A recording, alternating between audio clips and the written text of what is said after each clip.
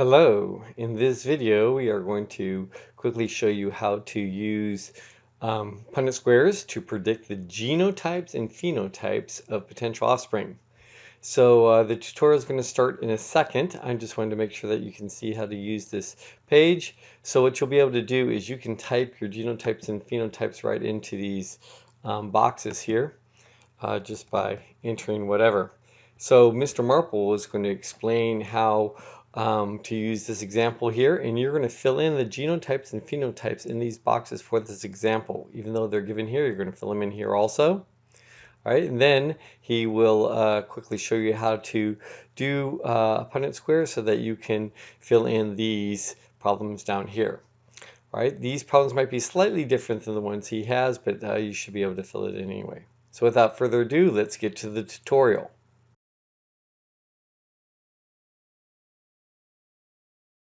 There is an example at the beginning here. Now let's go over the example and then we'll do one together. In this example we're talking about plants, but this could just as easily be people. And it says a green cordgrass plant, and then it gives a genotype. So these are genes, okay? And this gene in particular is for the color green.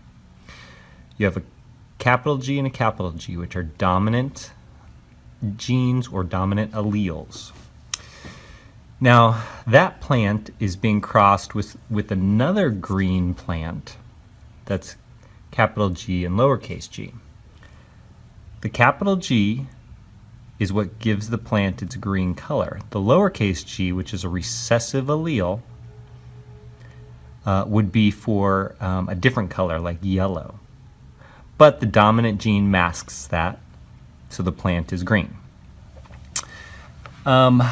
Next is to do the Punnett square cross. Capital G here, capital G there. Because this parent plant can only pass on one of its alleles. And this parent plant over here, with a dominant allele and a recessive allele, goes right there. They can only pass one of them on. So now we do the cross. Here, this goes here, this goes here, this comes over here, and you do the same with these boxes. This comes down, this comes over, this comes over here, this comes down there. And a lot of you have done this. You even did this back in middle school. And this is telling you what type of offspring these two plants could create. And here's your genotypes.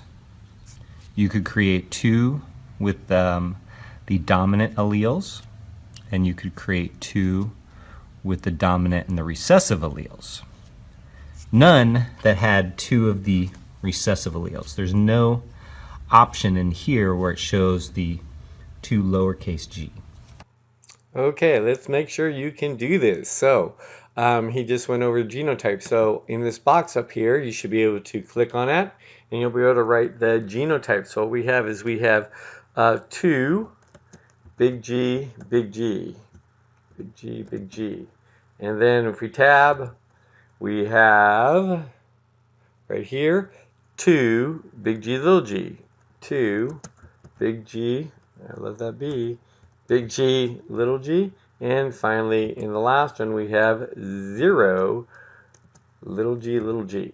So now he's going to go on and talk about the phenotypes, and you will fill the phenotype ratios down here. And there's only 2 of them, so we don't need this square right here.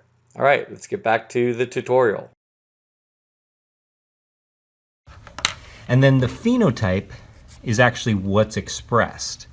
So in this case, all 4 of these plants are green.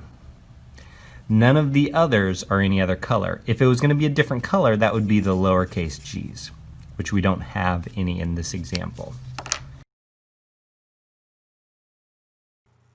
Okay, so let's do that phenotype real quick. So what we'd do is we'd have 4 green plants, so we're just going to go 4 and then green.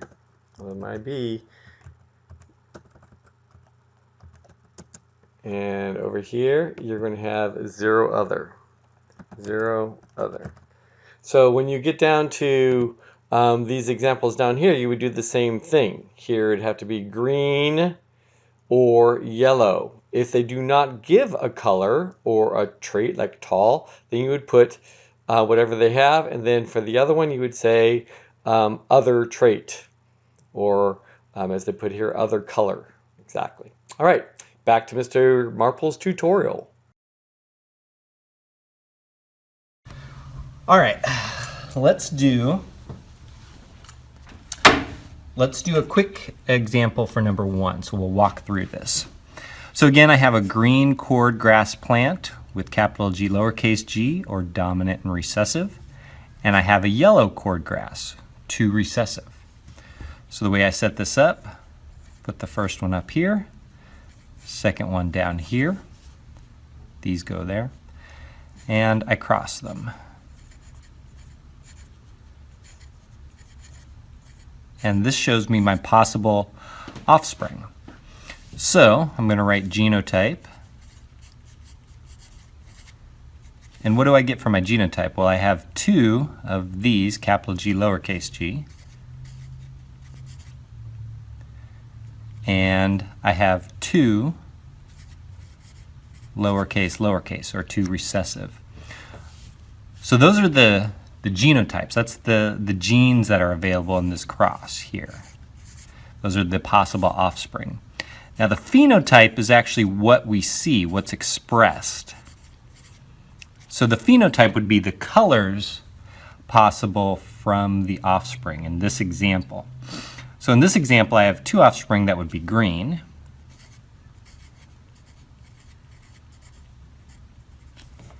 And I have 2 offspring that could be yellow.